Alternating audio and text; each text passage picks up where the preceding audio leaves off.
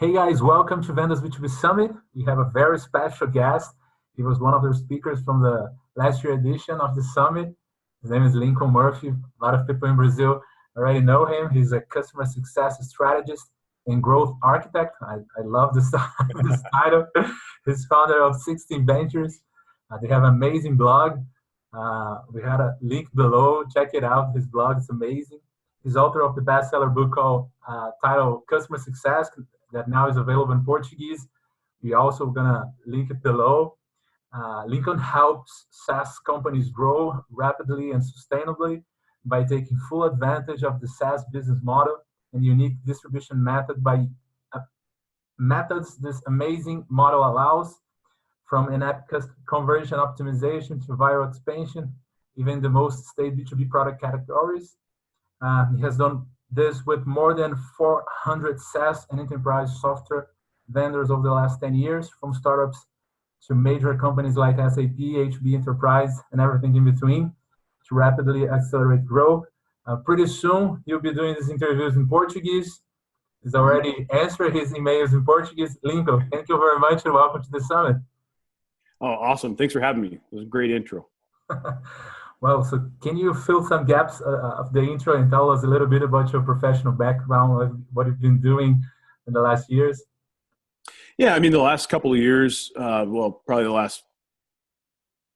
last 5 years have been focused entirely on this concept called customer success.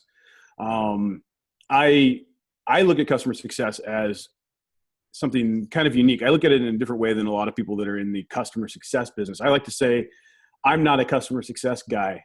I'm a growth guy. I'm here to bring you exponential growth in your company if you'll let me. And the way that I do that is by leveraging an understanding of what customer success is, right? And customer success is just simply that our customers achieve their desired outcome through their interactions with our company. And if we understand that, and we understand the power behind that, we can do some amazing things. I always say it like this: we want our customers to stay longer, buy more, and advocate for us. If we can get them to do that, we can get exponential growth from those customers, which means exponential growth in revenue. Our costs go down. I mean, like it's a pretty amazing thing. So I'm all about growth, and that's why I'm here. You know, some people look at customer success as something different.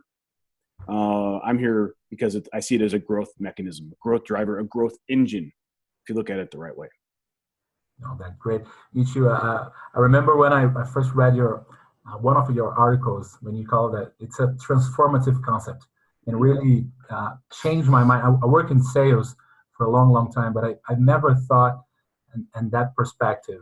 And that's why we have a customer success track in this sales event, because I think it's really important for the salespeople to have this mindset. And even in the beginning, right at the beginning of the sales process, you have to work with this mindset. Yep. Well, let's talk about customer success driven growth. You recently wrote an article with a controversial title, Sales is Part of Customer Success. And I read it and I agree. But could you tell us a little bit about what you meant with it? Yeah, I mean, the title was definitely by design to get people to go, wait a minute, what do you mean? I don't mean that sales needs to report to customer success management, the organization within your company. What I mean is that if we think of what customer success really is, it's this high-level philosophy that just says, again, that our customers are achieving their desired outcome through their interactions with our company, and we realize that those interactions occur across the entire customer lifecycle. Then we say, well, sales is part of the customer lifecycle, right? So by definition, we need to be thinking about the customer's success during the sales cycle. I'll tell you what, if you want to accelerate your sales cycle, think about the customer's success.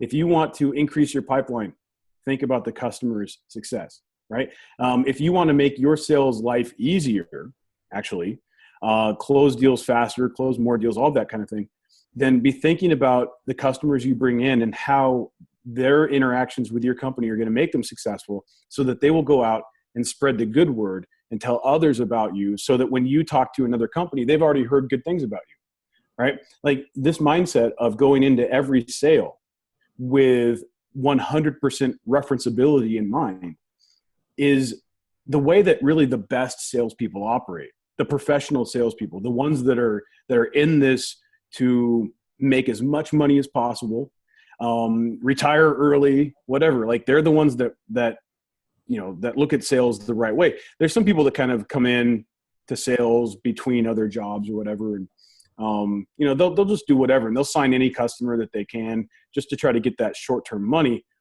The real professionals realize that it's not just about the short-term money. Yeah, you want to hit your quota, you want to do all that stuff, but it's about knowing that if I sign a good fit customer now, that good fit customer is going to bring with them more customers in the future. I can rely on them to give me a reference. I can just know that they're out there saying good things. At the very least, I know they're not out there saying negative things, right? So just going into this first initial interactions with our prospects, knowing that we have their success in mind, it's going to change the entire game. Now, from there, it's about making sure that we bring in good fit customers, that we're not bringing in customers that are a bad fit, that don't have success potential with us, because only customers with success potential that are a good fit are going to be the ones that get value, right? So that they'll stay longer, they'll buy more, and they'll advocate for us. I always feel like people look at customer success as this kind of nice, touchy-feely, nice to have, make the customer happy kind of thing. And it's like, man, if you're looking at it that way, you're missing the big picture. This is a growth engine. This is a growth driver. This drives revenue. This puts more money as a salesperson. This puts more money in your pocket. This is a very selfish thing. It just so happens to be that it's selfish in a way that makes everybody else successful too. That's great. Yeah, I completely agree. And I even think that the sales professional that think long term, and it's even better if you are talking to a customer and there's not fit. It's better to not close the deal. He probably gonna reference you 2-3 times over the next month, and if you close this deal, he's gonna churn a few months later. So definitely, it's about the long terms, about the success potential. And that's something that we're trying to spread the word around our sales professionals here in Brazil, but it's not an easy concept to spread. It's not. Everybody's thinking about the short-term compensation, right? But I mean, I'll tell you, like I said, it's if we want to let's just think short-term for a second. What if I could make that sales cycle shorter, right? So I could close more deals faster. Well, one of the ways you can do that is by really understanding what success looks like for the customer and speaking their language, getting, resonating with them and understanding, helping them understand how they're going to become successful faster. So having in mind how they will be successful versus just, how you're going to try to throw features their way or come in and try to have a better price or all these things that we do, these gimmicks, these tricks, these tactics that we do to close deals. If you can go in with a better understanding of just how you're going to make them successful, you're going to be able to do things during that sales cycle that will actually reduce the time. So this is about long-term, but there are things right now that can help you in the very, very short term that are customer success driven, but you have to be open to those, right? So, it's just a lot easier to do things the right way. I don't know that there's empirical evidence on this. I've certainly seen this myself. I don't know if anybody's done a study on this, but from my experience, and that's all this is, when we're out there trying to close bad fit customers, and so we'll often go in and we'll kind of look at the existing pipeline. First, we'll come up with a definition of what a bad fit customer looks like. Then we'll go look at, as part of our research, we'll look at your existing customers and things like that. But we'll look at the pipeline and say, you know what? 50% of the customers in the pipeline are a bad fit, right? And we can actually go back and look at past pipeline and see that, this many customers were a bad fit, and the sales cycle length for those customers that were bad fit was actually 2 or 3 times as long as those customers that were a good fit. Why is that? Because you're trying to convince someone who probably, this isn't hard and fast research here, but this is just our experience, that you're actually trying to get somebody who knows that they're a bad fit. And so you're having to convince them, they're having to convince themselves. There's a lot of negotiation going back and forth because they know, like, if I'm not quite sure that you're going to deliver. I'm really going to try to get you down to that price, right? Because I need to reduce my risk somehow. But if you could just instantly convince me that like this is a great fit, I'm not going to worry about all that stuff because I know I'm going to be able to hit the ground running and we're going to make this thing awesome. But as soon as I start having all these questions, all these doubts, man, that's when the negotiation really starts. And that's when the sales cycle lengthens. So if you think about that, and, you know, again, I'd like to see some real empirical evidence on this, but I think that what we see with sales cycles being longer, trying to close bad fit customers is absolutely true. And so if you can go in and figure out how to get rid of the bad fit customers, bring in more of the good fit customers into your pipeline, you should start to see the sales cycle simply shorten because those customers are a good fit. So right there, I mean, yes, this is about building long-term value, but there are absolutely things that can happen in the short term that could be a great benefit. I work a lot with outbound, and when you're doing outbound, it's really prioritizing who you're gonna reach. So it's definitely better to go to someone that have success potential, and there's fit. There's everything. So let's talk about ICP. Sure. Having a clear definition of your ideal customer is one of the most important things you can do for your business. I love your ICP framework. I think you amplify what we usually to have before, like bands. You bring all this success potential and the fit aspects that none of the past frameworks had. So right. Could you explain us how our audience can apply this ICP framework in their business? Yeah, I mean, there's a lot to it. A couple of the most important things I think are understanding that when we say ideal customer, because right there, sometimes people say, "Are you telling me this is the only customer I'll ever do business with?" You know, I don't want to narrow my focus. You know, I don't want to miss out on anything, right? Well, I'll guarantee you right now, if you kind of have generic messaging, if you are trying to be more feature oriented than you know, getting specific on any type of customer, because when we don't talk to any particular customer, what we end up doing is sort of dropping down to lowest common denominator stuff, which means we usually just end up talking about ourselves. Right. So I guarantee you, if you're just talking about yourself, your features, your functionality, whatever, you are absolutely missing out on your ideal customer. Those customers are going to your website. They're getting that email from you, whatever it is. They're bouncing off your website. They're deleting your email because they don't understand that they're your ideal customer, because you're not making it clear. You're not bridging that gap from where you are to where they are. You're not meeting them where they are. So we need to get clear, at least for the time being, on who our ideal customer is. Now, that's what that piece about the time being is really important. I say you want to develop your ideal customer profile for a particular time frame and a particular goal. So, look, if you want to get 1,000 customers in the next 30 days. Okay, maybe that's pretty aggressive, but the type of customer you're going to go after needs to fit that goal in that time frame. On the flip side, if you said I have 6 months to get 100 customers, well, you have a different approach that you can take. If I have 30 days or 60 days to close customers, I probably shouldn't go after customers, big enterprise customers that take 6 months to close, right? So right there, you have to get very specific. So put a time frame and put a goal. Now you can start looking at things like, okay, within that time frame and within that goal, we now understand some characteristics about the customers.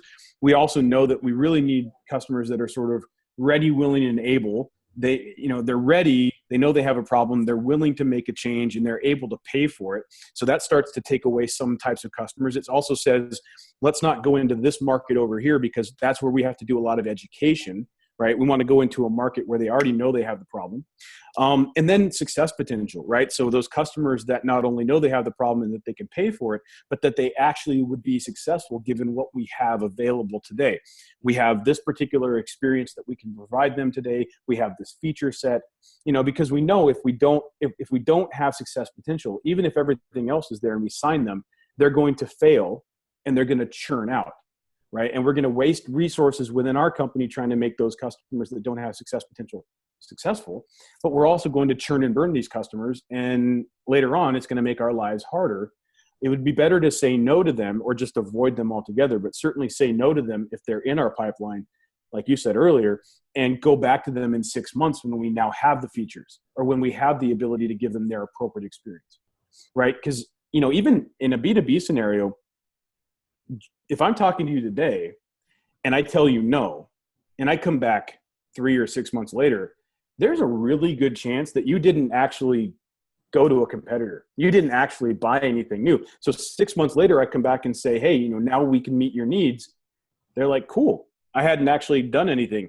So it's not like you missed out on them, but it's still better, even if they say, well, we went with a competitor, for you to say, cool, I just wanted you to know that we now have this thing for you, because their, you know, renewal is probably just 6 months later and they'll come back to you. But if you churn them, you're never going to get them back. In B2B, it's very rare for you to churn a customer for any other reason than seasonality, or they go out of business and they come back later as another company. If they leave you because they were a bad fit or because they were a good fit and you messed up somehow, you didn't unlock that potential that they had, you're not getting them back. And if you really let them down, and you know, that of course varies from, you know, depending upon the type of customer you're working with, but you know, if you have kind of strung them along and you know, you just never gave them what you promised and they leave, they're probably out there saying really negative things about you. You know, we're able to quantify a lot of times the value of those customers that leave us. And I wrote something on my on 16 Ventures that was a specific example of this, where a company churned 3 customers, just 3 customers. I read it. These 3 customers were only worth $25,000 a year. Only, I mean, they were enterprise, but still $25,000. It ended up, we were able to quantify actual lost revenue of $1.2 million from the revenue they took with them when they left, and the revenue they took with them by telling other people not to do business with us. So we know these things have a quantifiable number, but here's the thing. There's also some unquantifiable number out there. We don't know how many other people they told us that just didn't show up in our win-loss reports, right? So, you know, it can be a really bad thing. So if you know a customer doesn't have success potential, it is easy to say, I'm going to ignore that, sign them so I can get my, you know, I can hit my quota. But man, it is going to come back and bite you at a company level, and it will probably make your life harder at a salesperson level. I'll tell you this. If I was a salesperson working for a company that knowingly allowed other salespeople to close bad fit customers, I would quit and go work somewhere else. Why? Because even if right now everything is fine, sooner or later, but sooner rather than later, it's going to start to make my life more difficult as a salesperson when I have to overcome the negative sentiment in the market that my other salespeople have been creating. So you have to be careful the kind of company you work for. You know, if you're working with a lot of people that sign bad fit customers, it's going to come back and bite you. That's true. Lincoln, I'm gonna share this image with you. It's yours, and I think it represents a lot for me. Everybody, every time we are having a discussion about customer success, I bring this because we are always so focused on bringing new logos, bringing new clients, and we forget that the most value is in the long term. So customer, 98% of the lifetime value is after the first year. Right. Yeah. I mean, this particular slide is from there. You know, I have several different slides, and it kind of shows that, you know, most of the time we say, look, most of the time it's, you know, a salesperson's perspective. If they're not compensated on any renewals or anything like that, you know, they're kind of thinking that year one is the only thing that matters because that's the first sale, assuming we're talking about like annual contracts, right? Mm-hmm. But the reality is, of course, from a company perspective, that first year sale, you know, if the customer stays 5 years and doesn't pay us anything more, then over that 5 years, you look at that first year sale as only being worth 20% of the value of the customer relationship, right? But if we do things right, we keep our customer longer. So, or at least we at least keep them that 5 years, just as an example time frame. But we get them to buy more, right? So now every year they're increasing their spend with us because they're being successful and they're evolving and we're growing with them. And we're doing all this stuff that's all positive for them. We recognize that they're going to evolve and they're going to change, and we keep giving them what they need to continue that evolution. Customers that stay flat, that just renew at the same level every year, that's not success. Customers should be evolving. And if they're just renewing at the same level, something is actually wrong. Investors nowadays in SaaS companies especially don't like to see flat. It's kind of funny. You would think, but we're getting that renewal every year. Yeah, but something isn't right. And what it may indicate is that they're renewing, but they're not increasing their relationship with you. They're not growing their relationship with you. It means that as soon as another product, another company that comes along with a product and an experience that is appropriate for them, they're going to leave. They're not making a larger and larger investment with you. So we want to keep that customer longer, but we also want them to buy more. And then, of course, if we do our job right, you can see where I started with 5 years. I added a 6th year here, right? Now we get to a point where we're keeping that customer even longer. They're buying more over that time. Maybe that first year sale that was worth 20% in a flat 5-year retention cycle. Yeah, maybe now we're at a point where that first year sale, while very important, not to say that you don't need to get that sale, right? Important. It's super important. We have to have that sale, but it's in perspective of the overall customer lifetime and the overall customer lifetime value that first sale is only worth like 2% of the overall lifetime value. It really, I wanted to paint a picture of like, look, this is an important thing to look at, but there's one other slide that I usually have, which kind of flips it around and says, but the problem is we put 98% of our resources into that first year. And most companies put, 2% of their resources into the follow-on years. Now, maybe it's not that dramatic, but it's sort of illustrates the point that we focus so much on that initial sale and we don't think about the long term. But that's why I also want to talk, in our discussion today, just really want to hit the point home that yes, the long term is important. And that is where customer success and this idea of keeping your customers longer and getting them to buy more and everything, that comes in. But there are some short-term things that the individual salesperson can benefit from today, right? So it's really kind of it is a transformative concept, to use your words that were my words from earlier. And what is the importance of success milestones and revenue ascension pipeline to create this? Because of course, this is when customer success works, right? You renew and expand. Mm-hmm. To do this, I loved your framework about customer success milestones and revenue ascension. Could you talk a little bit about it? Yeah. Okay, cool. Slides to illustrate. So a lot of people kind of mistake customer success customer success management for really just being account management. And so if you look at, kind of take the more traditional approach to business, we have sales, which is like what, the thing that happens before the customer becomes our customer, and then they become a customer. And then account management takes over, and, they make sure the customer renews, and, maybe they're there to try to give them, an offer to get the upsell. Account management, the functions of renewal and upsell and cross-sell and stuff like that are still important. But traditionally, the way that we, in traditional account management, the way that we got customers to buy more was to have a quota, right? Basically it's the same way we approach new business sales. We would go to our existing customer and say, hey, here's something that you might be interested in. Now, why did we think that they had any reason to be interested in that? We didn't. We just needed to hit a quota. And so you would be giving customers that may or may not be getting any level of value from their relationship with you at arbitrary times, at least to them. It may be very specific to you, 90 days after they signed up, 6 months into their contract, 30 days before renewal, whatever. But to them, it's completely arbitrary. Sales-centric, right? It's all about us, Yeah. right? It's all about us just trying to hit that number. So customer success-driven growth and having success milestones really comes down to this: understanding what the customer has to do in order to be successful, and then understanding at what point is it logical to make an upsell offer to them.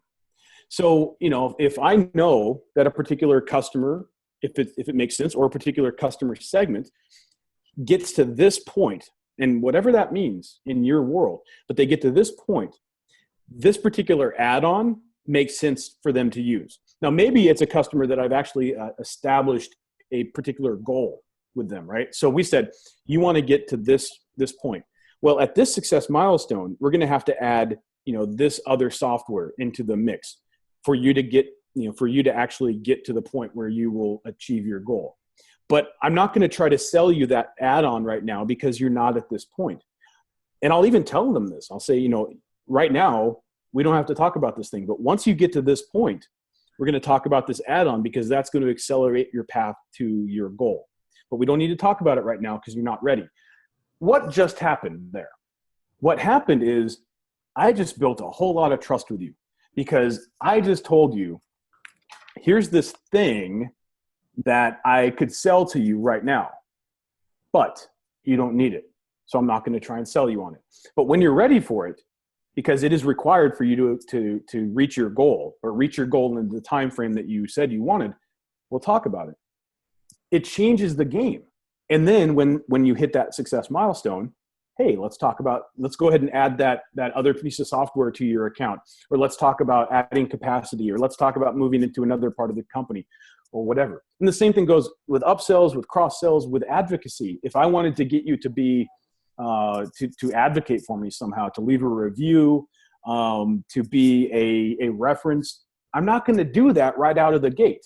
You've not achieved any value. That wouldn't make any sense. But at some point in the future, I'm going to say, all right, you've achieved this milestone. You've gotten value from us. Now, would you be willing to go out and leave this review, or could I use you as a reference? So it's about being logical in these things. And now you can actually take your customer base, understand the different customer segments, understand the milestones they're in, and understand which milestones have a particular upsell value with those, see where your customers are, and you can look at your revenue, basically your revenue pipeline from within your existing customer base and know next quarter we're going to be able to add this much revenue from our existing customers in a very predictable way. You can't do this by just guessing or by creating quotas. And in fact, I'll tell you this, companies that go into this mindset of I'm going to just add, I want to grow my accounts by 25% this year. That would be a huge goal. 25% growth in all of our accounts, that's too much. That we'll try, but that's pushing it. Some companies I've worked with, this is not all the time, but some companies I've worked with, by having this mindset, understanding the success milestones, understanding how the customers are going to move through their experience with us, and having logical places where we can ask for the upsell, they've 10 to 40x'd their account size. 40. Not 25%, but 4,000%. Yeah. Yep. So different mindset, right? Now, those companies that achieve that 1,000 to 4,000% increase, these are not companies that went into it with a particular goal, because in this case, the goal would have, if they came up with a realistic goal, it would have limited them. They would have hit that 25% growth or that 2x growth, and they would have been like, man, we're good. We were successful. Instead, they said, what if we just mapped this out? What if we just understood how our customers grow and we just went after it? And we just made them successful, and we understood these success milestones. And we did, here's a little trick. And you do this during your sales cycle. Your customer success management people should do this as soon as the customer becomes a customer. And it's this simple thing: orchestration. Let your customers know when you hit this success milestone, we're going to talk about this upsell. It's as simple as that. Orchestration, managing expectations. Let them know that it's going to happen. So when they hit that success milestone, you can celebrate that And then you can make them that offer. And they've had time to maybe do some change management internally. They've had time to get budget. And more than anything, it's not out of the blue. They're expecting it. They know that you're gonna talk about this thing. I'll tell you, orchestration is one of the most powerful concepts, and it doesn't take technology. It doesn't take any specialized understanding of anything. It doesn't take vertical knowledge or whatever. It just takes understanding the way humans operate, the way our brains work, and making sure that we, are laying things out there. And like I said, managing expectations better. So that's one little trick that could completely change your business if you will let it. Orchestration. Amazing, Lincoln. Yeah, it's a mental trigger, right? Yeah. That's it. Honestly, it's getting out of your own way. So many of the things we do are there because that's just how we've always done it. So you got to change. If you want to make these massive leaps and have these really transformative moments in your business, you can't keep doing what you've been doing. Get out of your own way. And I think customer success, again, not thinking customer success management, just thinking customer success as this overall philosophy for the way that we do business can be that transformative concept if you'll allow it. Amazing. I love the way, because this framework creates predictability. Yes. That's something that in places that we really have never had any predictable, anything that's really predictable, which is funny because we have these customers, but it's so much of a black box for most companies. We know more about our prospects, man. We know more about where they are on the buying cycle. We know more about their demographics and their psychographics and their corporographics and all this other stuff than we do about our customers. We're sitting on a gold mine and we don't even know it. But sometimes we go in and we try to brute force the gold out of it. And then we end up actually causing more damage. You have to be gentle in the way that you go about it. But that doesn't mean it's not going to be a massive windfall for you. It just means you have to understand the right way to go after it. Orchestration is one of those things. But if you just go into it understanding what customer success is in the context of your relationship with your customers, what their desired outcome is, what their required outcome is, and what the appropriate experience in achieving that required outcome is, I call that desired outcome. If you just do everything around that, I don't care if you follow anybody's particular framework for customer success, but if you go into it with that mindset that we're here, the reason we exist as a company is to make our customers successful, you probably can't go wrong. But it also means you probably stop doing some of the stuff you are doing because it is counter to customer success. Great. I get a little excited about this stuff. You're definitely passionate about it. Look at your kilo. Last year in the Vendas B2B Summit, we interviewed Mark Roberge, and he was talking about how HubSpot used like the same logic about sales funnels, use it in customer success too. You have customer success funnels, upgrade funnel, renew, retention, and I think there's a lot of to do with we just talked, and so they had this funnels and they use triggers. So what do you think about this approach? Do you think that's something that's applicable to any kind of business? Absolutely. And I think that there's triggers based on, and I don't really know the HubSpot model. I have known the co-founder of HubSpot for a long time, so I wouldn't be surprised if some of what they've done is based off of what I put out there, but I don't know exactly how they've implemented it. But I will tell you that when we look at this, we say there's triggers based off of a few things. One is sort of what the customer is actually doing. So sort of internal triggers. But there's other things like, I want to know what's going on with the customer. I want to know not just their usage. In fact, usage and usage data and stuff like that can really be sort of a false flag. It can be something that you pay attention to because you have the data, because you're a SaaS company and you think that it's all about being data driven. But in fact, I'll tell you this, I've seen plenty of times where customers that are active churn.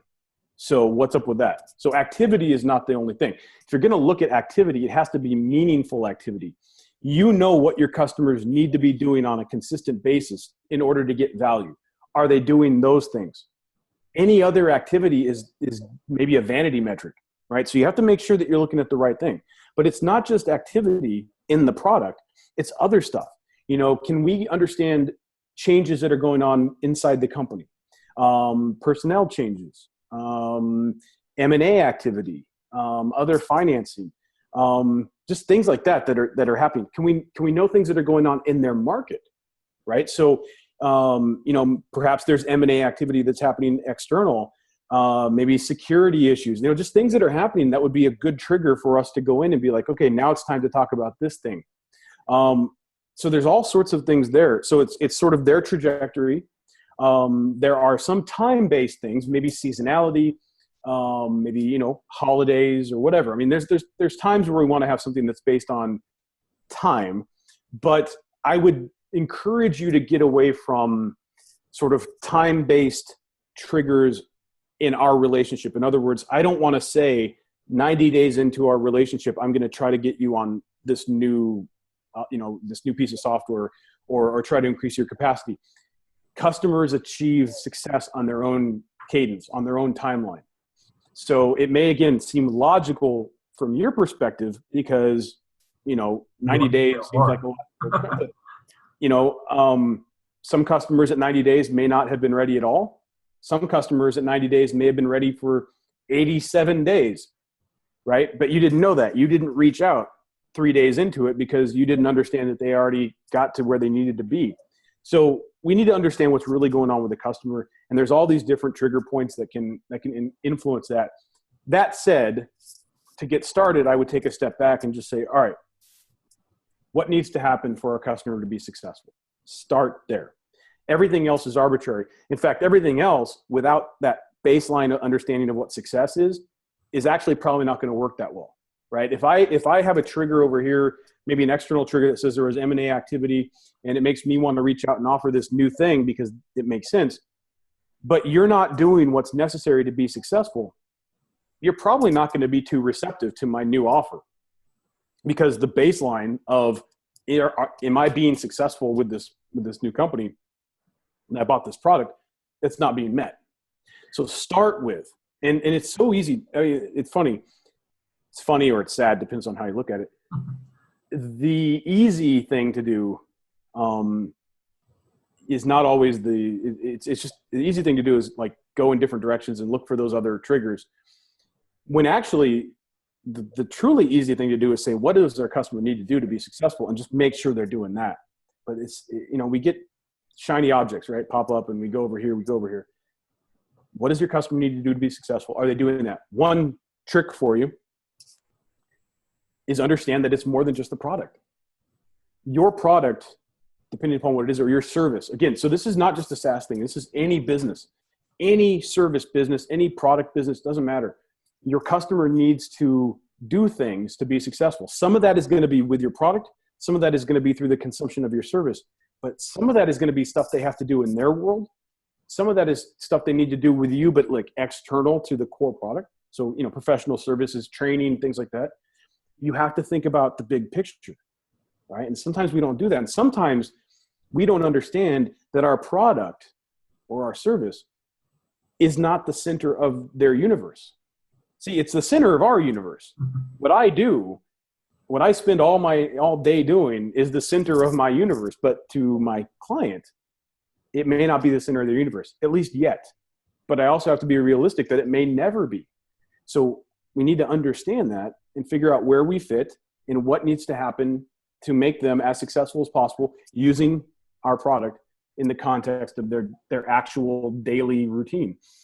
That's a hard one for people to get sort of, wrap their brains around, because it requires us to get out of our own way. It requires us to put our ego aside and say, this thing that I or my team has spent, hundreds or thousands of man hours building and, millions and millions of dollars of investor money building, it's not the center of their universe.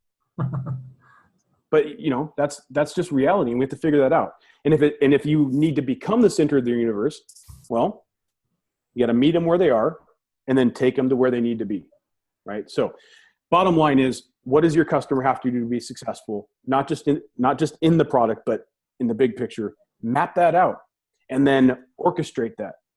And if you do that, if you're not doing that and you start to do that, everything's going to change. Once you've done that, you can start looking at those other triggers. Great. And do you know the Brazilian market very well? So a final piece of advice, customer success advice to our sales organization here in Brazil. What do you want to say to our salespeople about customer success that it can help them? Yeah, I mean, a lot of the stuff that I just said is universal. I think that some of the things that I've learned, and you know, I like to think that I know a little bit about the Brazilian market, but at the same time, just like I don't know anything really. I mean, when it gets down to it, I'm always learning. So I don't want to claim to be an expert or anything, but some of the things I've seen are, again, really understanding what success looks like for the customer. But I think this idea of understanding where we fit into their world is a really big deal, especially if we're talking about emerging, not emerging, just industries that we're bringing, like, you know, we're bringing SaaS into a market that has never done any business with a SaaS vendor before. We really need to understand where they are, and we need to meet them where they are and sort of take them to where we need them to be. What I've seen some vendors do is they'll go in and they'll say, you know, we have this really amazing thing. They'll talk about themselves, and there's a pretty big disconnect between where they are and where the customers are. And so again, it's kind of getting out of your own way and going to the customer and saying, or, you know, looking at them and trying to understand, like, where are they at? What are they thinking about? How does their current solution, you know, fit into their world? And then how do we fit into this unique worldview that they have? That's probably the main thing, just really understanding the customer, and yeah, figuring out where we fit. I mean, other things like, oh gosh, I mean, I've learned some things around, you know, the way that customers pay for things like boletos. You know, there's some interesting things, but everything I've learned boils down to understanding what the customer's appropriate experience is. And what's interesting is when you start looking at that, their appropriate experience and what you've built, there is often a huge disconnect there. Like I said, especially when you're going into markets that are not used to this new way of doing things. So you really have to kind of meet them where they are and bring them where they need to be. Now, one thing I've also noticed is that sometimes, going back to the ego, there's a little bit like those customers are kind of backwards. They don't really get it. They're stupid, right? They're not. They're just not there yet. So you have to figure out what you need to say to them to bring them towards you as fast as you can. What I found is that as soon as you start saying the right things, it clicks. They're fine. They get it. But if you go just throw a bunch of, you know, cloud and AI and, you know, whatever the you know, the latest Bitcoin at them, whatever the latest greatest thing is, we use blockchain. Like, they don't care. They're not going to listen to you. In fact, you know, it's over. But if you can say to them, you know, this is going to help you do X, Y, and Z, and it makes sense to them, now they'll listen. Now you can bring them in. Maybe if they ask, well, how does this work? You can kind of dig into the details a little bit. That's what I found is, like, looking at them as people, as humans, even if it's a big, you know, if it's two big companies and, you know, one person selling to one person, there's the human connection, and just sort of understanding where we fit into their world. It's a pretty amazing thing when you start looking at stuff that way. So, you know, that's what I say. It goes back to appropriate experience. The customer-centric approach, right? Thinking about them, not about us all the time. It's a big shift. It is, and what it shouldn't be. You know, I mean, think about it. Like, we're always done as, like, especially in sales, we always sell as in a sales-centric approach. Like, I always think, right. If you look at our sales processes, they state what we do, not what they are doing. So it's a shift. But it is. Yeah. And I mean, I acknowledge that. And it's just funny. I don't know how we ever got there. I mean, we got away. I don't know if we were ever customer centric and we got away from that or what. But yeah, what we're finding is just the more customer centric you can be, the better. And that doesn't mean, just by the way, just to be absolutely clear, that doesn't mean giving your customer everything they say they want. It means knowing your customer better than the customer knows themselves. So when they say, I need this, you say, no, you don't. That's what you were doing with the old product, or that's how you were solving that problem before. But now this is what you need. Oh, okay. See, customers will tell you they need stuff. If you don't know the customer, you might say, oh, then you're not a good fit. No, they're a good fit. They didn't actually need that thing, right? Or you might say, no, you're stupid. No, they're not stupid. They just have an experience. They have a worldview. You need to understand what that is so that you can say, this is actually what they're trying to accomplish. This is the goal they have. Okay, cool. Now I know how we fit into their world. But, if you're just thinking about yourself, just thinking about your short-term goals and your product and how you're going to fit, you're not going to see those things. But that's okay. The really good salespeople, they know those things. So they're going to blow you out of the water, and they're going to take that quarterly bonus. Yeah, every day there's more and more people thinking like this. So you can't rest on this old way of thinking. Totally. Lincoln, thank you very, very much. It was a pleasure to have you here. Where can people find more about you and 16 Ventures? 16ventures.com is my website. It's where I post everything. But you can follow me on Twitter at Lincoln Murphy. I post a lot of stuff on LinkedIn lately. I've been doing that. So you can follow me there, or at Lincoln Murphy Shares on Facebook. So I'm everywhere. But definitely 16ventures.com. But I'm definitely gonna link your blog and your book in Portuguese. Yes, yeah. I mean, it's been out for a couple months. It's flying off the shelves. So I was really happy to get that out in not just in Portuguese, but in Portuguese for the Brazilian market. That was the main thing. Lincoln, thank you very much. Thank you. Bye-bye. Bye-bye.